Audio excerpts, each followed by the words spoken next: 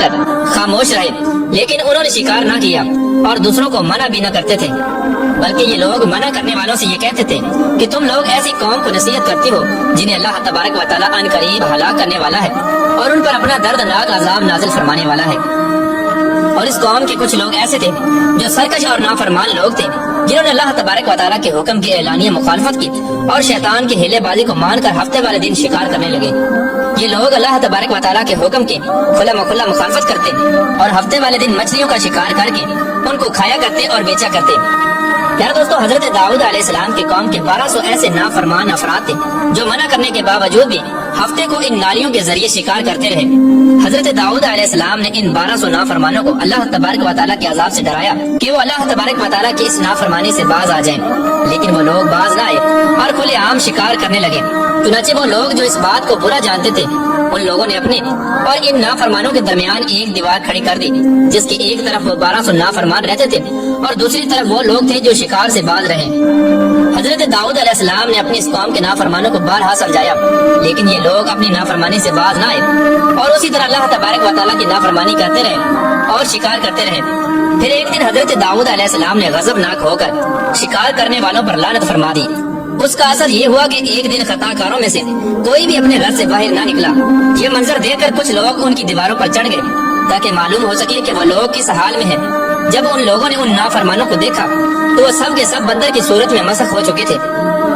اللہ تبارک و تعالیٰ نے ان کی نافرمانی کی وجہ سے ان پر اپنا دردناک عذاب نازل فرمایا اور ان کو انسانوں سے بندر بنا دیا۔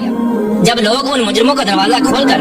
ان کے گھر میں داخل ہوئے تو وہ بندر اپنے رشتہ داروں کو پہچانتے تھے اور ان کے پاس آ کر ان کے کپڑوں کو سونگتے تھے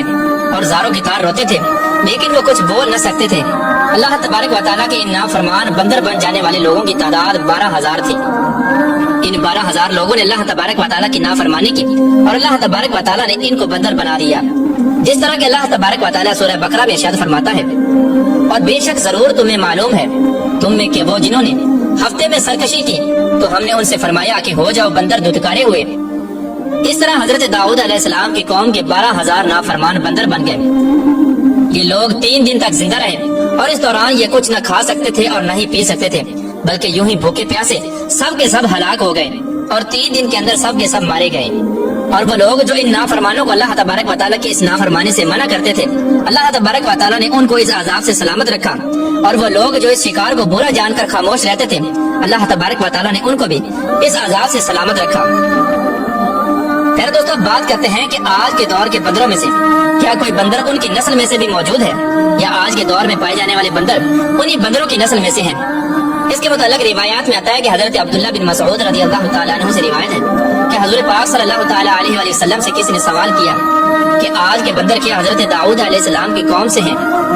تو حضور نبی کریم رؤوف الرحیم صلی اللہ تعالیٰ علیہ وآلہ وسلم نے ارشاد فرمایا کہ اللہ تبارک و تعالیٰ جس قوم پر عذاب بھیجتا ہے یا ان کی شکلوں کو مسخ کرتا ہے تو یہ عذاب انہی پر ہوتا ہے جن پر وہ عذاب نازل ہوا تھا، اور اس کے بعد اللہ تبارک و تعالیٰ ان لوگوں کو ہلاک کر دیتا ہے اور ان کی آگے نسل نہیں بڑھتی۔ اس لیے یہ بات غلط ہے کہ کچھ لوگ یہ سوچتے ہیں کہ آج کے بندروں میں بھی حضرت داؤد علیہ السلام کی قوم کے بندر بننے والوں کی نسل موجود ہے۔ ایسا کچھ بھی نہیں ہے، وہ لوگ صرف اور صرف 3 دن زندہ رہے اور اس کے بعد سب کے سب ہلاک ہو گئے، اور اللہ تبارک و تعالیٰ نے اس قوم کے نافرمانوں کو صفحہ ہستی سے مٹا